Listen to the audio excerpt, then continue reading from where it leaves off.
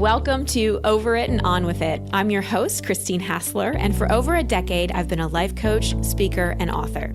Each week, you'll hear me work directly with a caller as I coach them through a goal they want to accomplish or an obstacle they may be facing. I'll provide a blend of practical and spiritual advice, as well as tangible actions you can apply to your own life.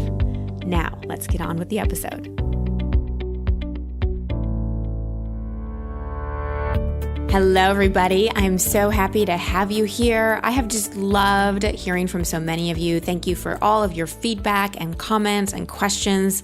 I just love doing this so much, and I thank you for tuning in to another episode.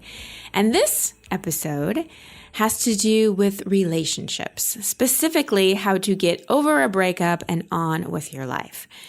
Now, I'm going to guess that most of you out there have been through a breakup, and if you haven't, well, you're pretty lucky. Go buy a lottery ticket.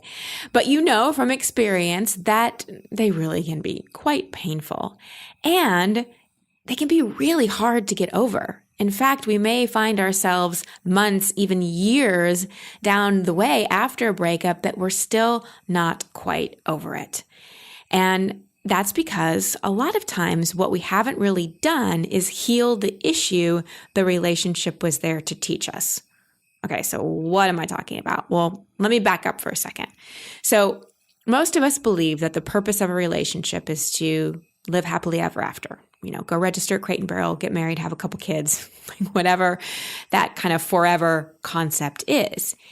But if we look at it from a spiritual perspective, the purpose of any relationship, be it a romantic relationship, a friendship, a business relationship, just relationship in general, is for our healing and growth, because we're all mirrors for each other. You know, we're all here to teach each other things, and we have many soulmates. You know, everyone that's been in your life that you've had a relationship with has taught you very important things. And often in romantic relationships specifically, someone will come into our life to help us heal a core wound that we haven't really healed. And you're going to hear about that in today's call with Eileen. And the relationship that she is working on getting over is what I call an issue-based relationship. And maybe you've heard me talk about the 5 kinds of relationships before. And an issue-based relationship is one where you're really, really attracted to the person. Like it almost feels like an addiction. The attraction is so strong and the chemistry is great and you can't get enough of them. But what's really pulling you together is sort of these unresolved issues. And there's a lot of red flags. And it's the chemistry that makes you totally put on your rose-colored glasses and not see those red flags and pursue the relationship anyway. And they can be really tough and hard to get over because, again, of all that initial magnetism. But underneath is this core issue that we haven't really healed. It's probably something from mom or dad that this relationship is reflecting. And when you listen to me coach Eileen through this call, it will make even more sense to you. So here's what I'd like you to think about as you're listening to this call. Are there any unresolved hurts from previous relationships that you're carrying around? Can you begin to see how you've drawn certain romantic relationships in to help you fill a void from your past? And do you feel like you can't move forward in life or get clarity because you are still stuck in the past? So just keep those questions in mind as you're listening. I'm also going to break down confusion and what causes it, especially after a breakup. So I encourage you to listen to how I coach Eileen through this and see how it may relate to you. Well, hello, Eileen. Welcome to the show. How can I help you? Hi, Christine. This is a pleasure, and thank you for taking the time to talk with me. I'm feeling stuck. I think that's what I put in my email, and it's funny that I've been like this for a couple of years after a heartbreak that you know kind of rocked me to my core, and it's been good in that I've learned how to really want to feel centered and like I don't need anybody or anything to be a certain way, that I'm happy the way I am. I've been working on that for a long time. And I'm feeling like I'm ready for the next steps, but I'm having a hard time, I think, specifically finding what those next steps are. Like something that I think I'm struggling with is, and I've been given advice to, just find what you love to do and do it. I've been doing that, but I feel like I need a little more. I feel like I need some direction. I'm not sure how to go about finding that. Okay. I'm actually being guided in a different direction. So let me ask you a question. With the breakup, it feels to me like there's something you haven't forgiven yourself for in regards to that. Do you know what that is? Well, it's interesting that you say that, because what's coming to mind is right after it happened, I reached out for you for the first time. I discovered you for the first time. And you responded in an email that because there wasn't closure, it was a 3-year relationship and we didn't talk to each other after that I should address that. And I never did. So I'm a bad student. But I thought I did other things. I wrote letters, and I didn't want to, I tried to communicate with him directly. I reached out, I requested that we talk, and he didn't respond. So that closure isn't there. Well, and although like I said, I think I've gotten pretty far, but how do you do it when there isn't the talking about what happened? Yeah. Good question. And you do not need to talk to someone to have closure. Closure really comes from, I'm sure probably in the email I gave you tips in terms of letter writing to do, like, I'm saying goodbye because thank you for, I forgive you, I forget. Okay, good. So the thing, there seems like, okay, I'm just going to tell you exactly what I'm getting. So there seems like there's some part of you that is like almost mad at yourself, or like, why did I trust this guy, or why did I open my heart, or there's something like that. And really the issue to your stuckness is not trusting yourself with making decisions. Like whatever. You hit the nail on the head. That's exactly what, because I was so, I was so ready to pursue this relationship for the long haul. And it was only the second time I fell in love in my 60 years. It was a shock. It was like a shock. So it rocked my ability, to trust my judgment. How could this guy just stop calling after 3 years? Right. How could I fall for somebody who could do that? Right. Okay. So let's look at this. So in drawing him into your life, what do you think was the biggest thing he awakened inside of you in a positive way? Like, what did being with him awaken in you that was like, oh my gosh, wow, I can't believe I feel like this? What felt good was besides the obvious, physicality and, the touching and all that wonderful stuff, the company every day, the attention. That part was dynamic. It was just felt wonderful. But what quality did he awaken in you that maybe you hadn't experienced in your life before? Like, did he make you feel confident? Did he make you feel desired? What awakened in you with him? Desired for sure. Not confident. As time went on, I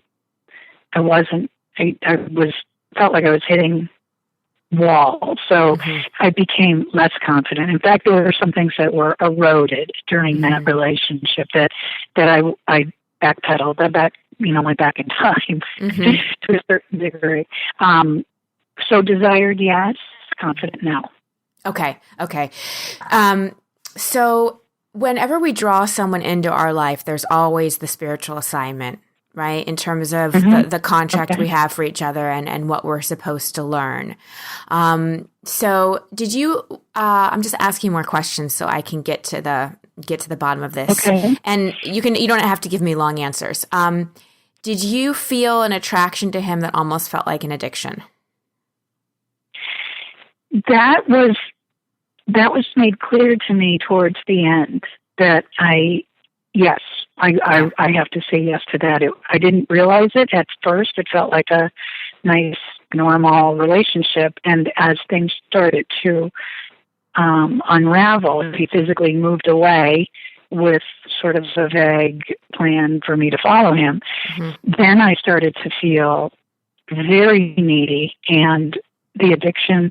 I actually said that out loud at one point. I feel like I'm addicted to you. Yeah. I can't, and I meant it in a sweet way, but when I said it, I thought, that's weird. Yeah. I realized that it had become unhealthy. Right. Okay. And so going back and looking out throughout your life, especially your childhood, do you see a pattern of feeling like you had to chase love? Oh, yeah. No doubt about that. Okay. I certainly didn't have my, dad's approval like some siblings did. One of 11 children right in the middle. So wow. There was lots and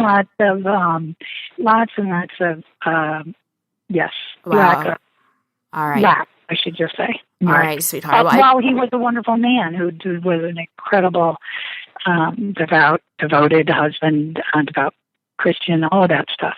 There was always this. I never got enough attention in my world. Right.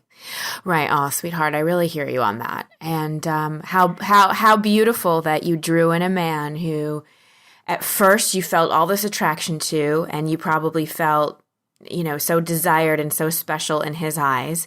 And then, because it was sort of drawn in on a more issue-based relationship than a true partnership-based kind of healthy attraction, the lessons started to be revealed when he started to trigger patterns that remind you of dad.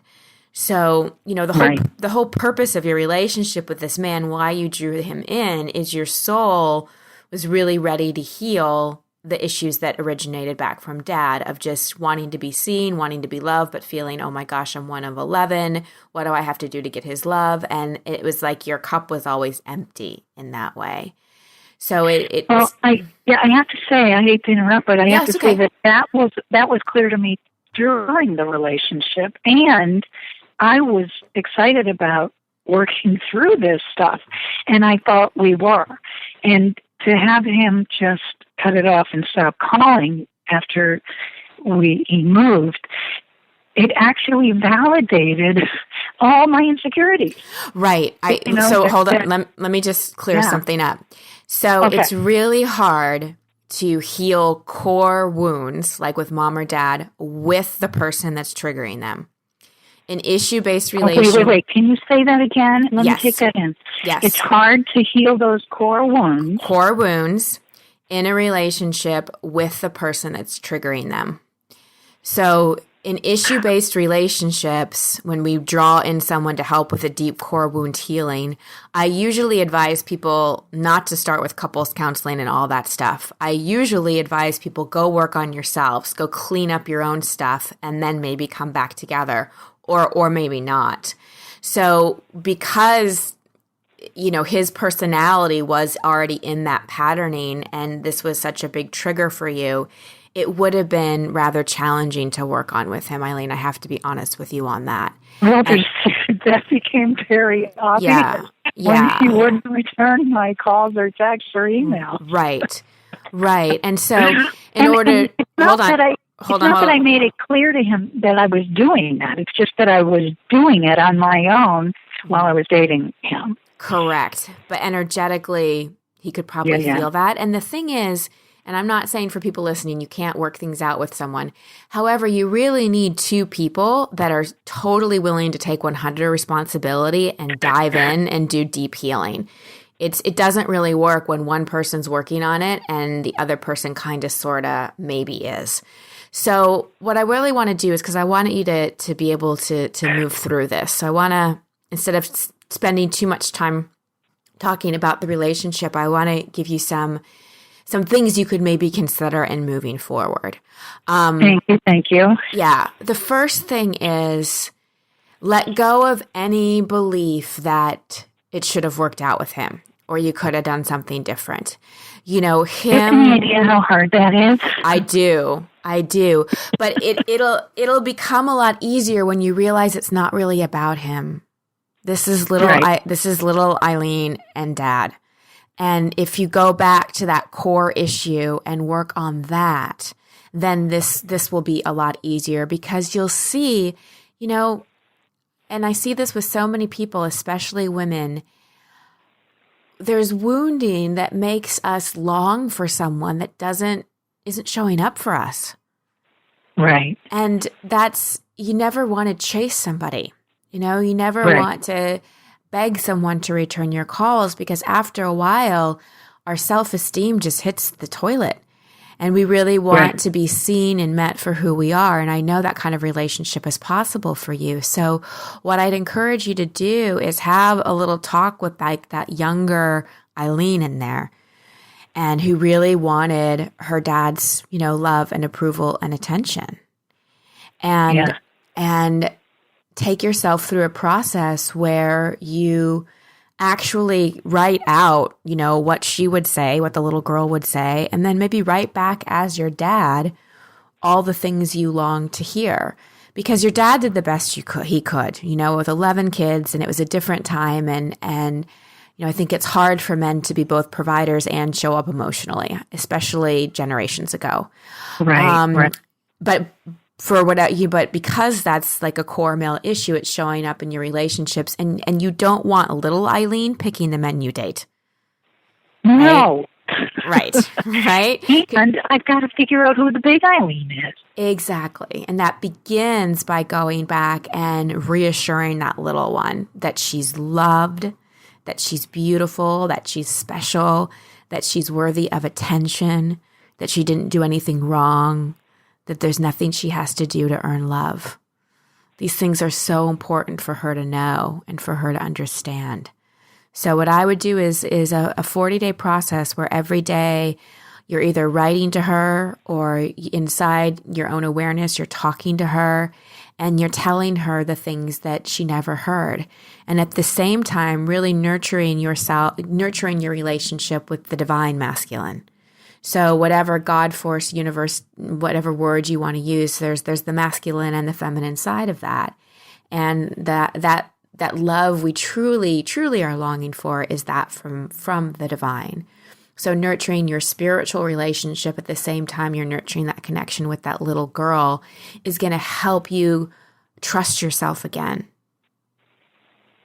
And that's what's underneath the stuckness. It's like there's a part of you that's afraid to make any decision because you trust you're going to pick something that's going to perpetuate the pain more. It was devastating. And I have to say, I had a flash of that, what you just said, in meditation recently, that rather than long for that relationship or any relationship, it was like a male God voice saying, long for me. Beautiful. And I thought that was really cool. It was very peaceful, and I get it.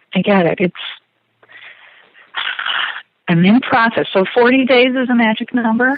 40 days works really well. Yogis and both scientists agree that it's a good commitment to make to ourselves. It's a good time to form new habits, and just that number, for whatever reason, it's something that feels like a stretch, but it's not impossible, so it's pretty easy to commit to. And really do some forgiveness work, both towards your dad, because again, he did the best you could, and towards any misunderstandings, like really, really, Eileen, forgiving yourself, buying into the misunderstanding that you're not lovable. Right. Or that you did something wrong, or that there's something you have to do to earn love or be worthy of it, because those things are just not true.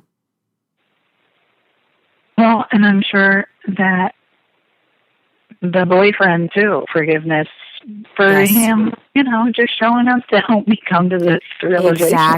Exactly. Ex-boyfriends are great spiritual teachers. No question about it. Yeah.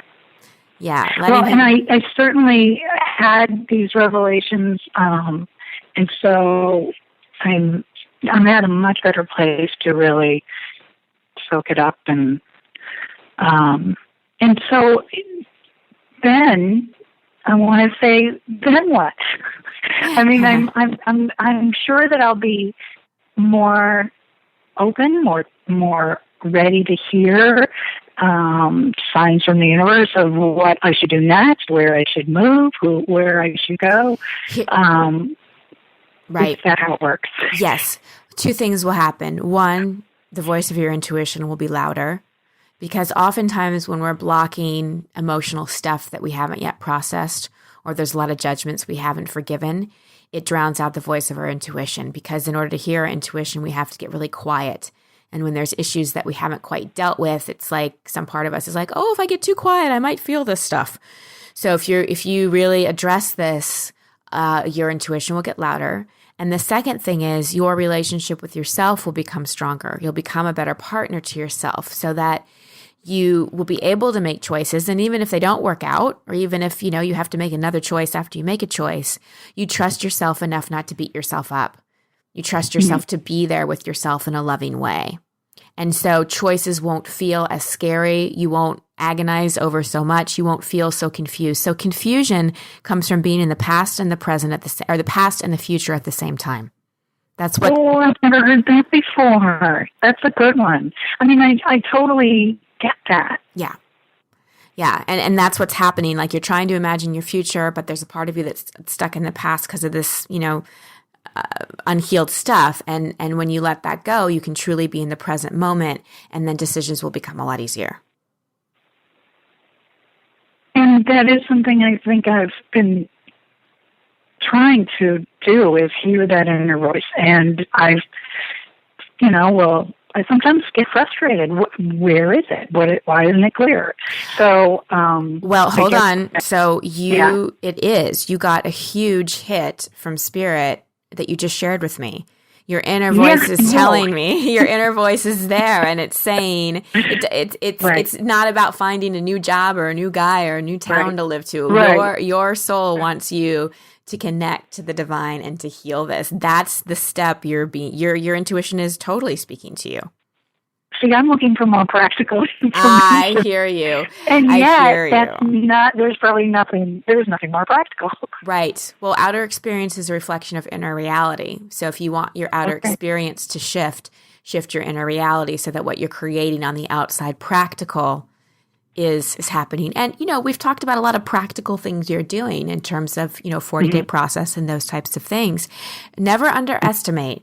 You and everybody listening, never underestimate the power of doing the more quote unquote invisible internal things in terms of creating tangible, practical results in your life. Well, I have to say, I've never been happier being alone. And I know that's as a result of doing meditation and yoga and hot yoga and hanging around with all the people in that world and, and following what I love. I took I'm an artist, and I took classes to try new and different things, and meeting wonderful people that way, and the creative process. So I'm sitting here like looking at my life and my world and my house and my yard, and feeling happier than I've ever been, and Beautiful. Never having been alone. Like I always had a dog or kids or a husband or the bazillion people in my family of origin. So this is huge. That in the last 2 years I've come to this place. Beautiful. And I'm antsy that because there's things that aren't coming together, like more income to stay here or move someplace, those are things that caused me constant anxiety, and I don't feel it. But I'm also thinking that someday I've got to make a decision. Either I get a job or I move. Right. And that's different. I used to just have stress and anxiety around that, and I'm so chilled and relaxed in a way that is unusual for me. That's beautiful. So there's progress. It's unfamiliar to have these feelings of being kind of calm and peaceful. There's still this feeling I should do something. I should, make a decision. And that's all as a result of just residue. Right. So just close your eyes, Eileen, and just take a deep breath. Just take a deep breath. And just let it go with a sigh. And just allow yourself to feel into gratitude. To really feel into this amazing life you've created. Your home, your yard, your community, your spiritual practice. and all the abundance that's in your life. And just look at this amazing relationship you've been creating with yourself, feeling happiness and contentment. And just really anchoring this, because unless we're happy and content with where we are, we'll never get to where we want to go. So for today, can you just be here? Mm. And can you let future thought, when am I going to do this? What about that? Can you just let go and just bask in the gratitude of where you are now, and also acknowledge yourself for your willingness to heal where you've been so you can get to where you want to go?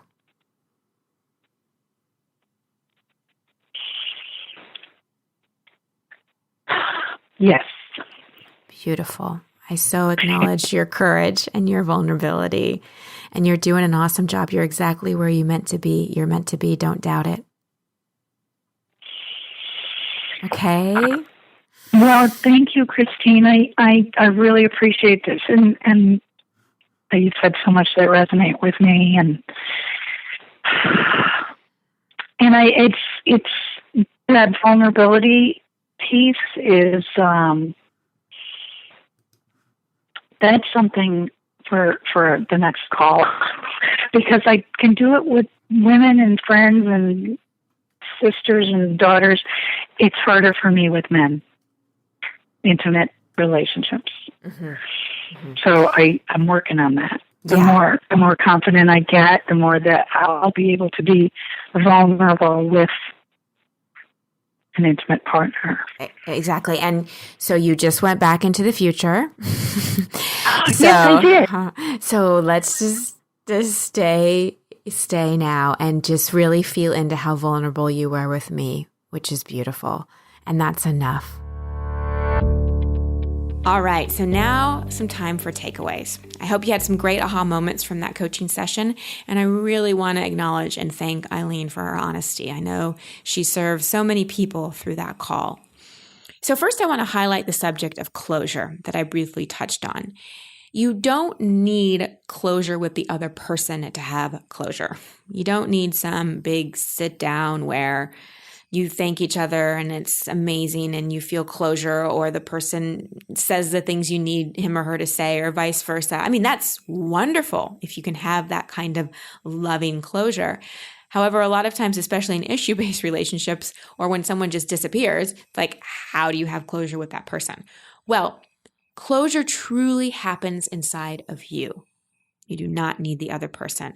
So the first thing to do is to really accept that the relationship ended.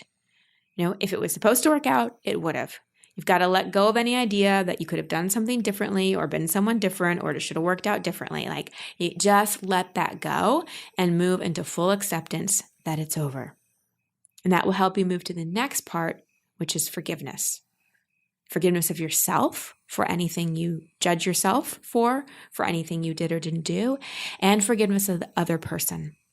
And remember, forgiveness doesn't mean you condone it, doesn't mean that you make it okay. It just means you're letting go of the judgment or the charge inside of you so that you can be free. Now, I want to give you a couple of assignments. These were the assignments that I shared with Eileen that you can also use in your own process to get over it and on with it. The first one is to write a letter. And let me clarify, you do not mail this letter or email this letter to your ex. This is a letter you do as a journal. It's not something that you mail or send. It's something just for you. And really set some time to do this in a ritual or ceremony process. No, don't just cram this in because you're trying to check off getting over my ex off your checklist. Give this the time and sacred space it deserves. So find some quiet time, light a candle, set an intention for the deepest level of healing to come forward. Ask for grace. And really from your heart, open to healing and freedom and forgiveness. And do this handwritten, not on a laptop, not typing, but handwritten. And I'm just going to give you some sentence starters. And for each one, write as much that comes to mind. Don't filter yourself. Keep writing. Don't just write one word or one sentence. Really just let your mind and heart go. So, dear name, I'm saying goodbye because, or I'm letting go because. I learned, I forgive you for, I forgive myself for, and thank you for. So I'll say those one more time, and this will be in the show notes as well on christinehassler.com/podcast for this episode. So dear name, I'm saying goodbye because, or I'm letting you go because, whichever one resonates. I learned, I forgive you for, I forgive myself for, and thank you for. And write as many of those letters as you need to in order to feel complete. And you'll notice you start to feel that sense of closure where you just feel a sense of peace inside. You know, you're not like, woohoo, like this is amazing, I'm totally over it. It's not like joy necessarily. It's peace. And that charge you've been carrying around like a big heavy backpack will start to lighten. So some other takeaways, some other assignments from this episode for you is also letter writing to the younger part of you. You know, whatever that core wound is that this relationship is serving you with to help you heal, go back to that age and start to write to that younger part and reassure him or her. You know, when we're talking to younger parts of ourselves, it's not about explaining or justifying it. It's not about saying everything's going to work out. It's okay. But it's about reassuring. You didn't do anything wrong. You're loved. You're valuable. Things like that. You want to speak in a very unconditional, loving, reassuring voice. I also offered Eileen, and I'm offering you, a 40-day process of connecting to that younger part, to really tuning in and asking what she or he needs on a daily basis so that you start to fill your own love tank and stop looking for issue-based relationships to fill it for you, or actually any relationship in general. And finally, acknowledge yourself. Often when we're in the midst of a breakup or we still feel like we're carrying around old wounds from a breakup, we forget how far we've come. So acknowledge your growth, acknowledge your progress. I loved the part of the call where Eileen really was looking around and being like, wow, look at my life, look at my community. Like, I'm really happy being single. Like, this is great. So acknowledge all the blessings that are in your life right now. Because again, if we don't have gratitude for where we are and heal where we've been, we can't get to where we want to go. So as always, you have my love and support to get over it and on with it, to use any kind of heartbreak as a window into healing for your heart. And just know that wherever you are in the midst of a breakup, you will get to the other side of it. Thank you for listening to Over It and On With It. I love hearing from you, so please post your comments or questions at christinehassler.com/podcast. That's also the place you can sign up to receive coaching from me in an upcoming episode. And if you love this show, please share it and subscribe in iTunes. You can find all my social media handles and sign up to be part of my community at christinehassler.com. Until next week, here's to getting over it and on with it. Much love and many blessings.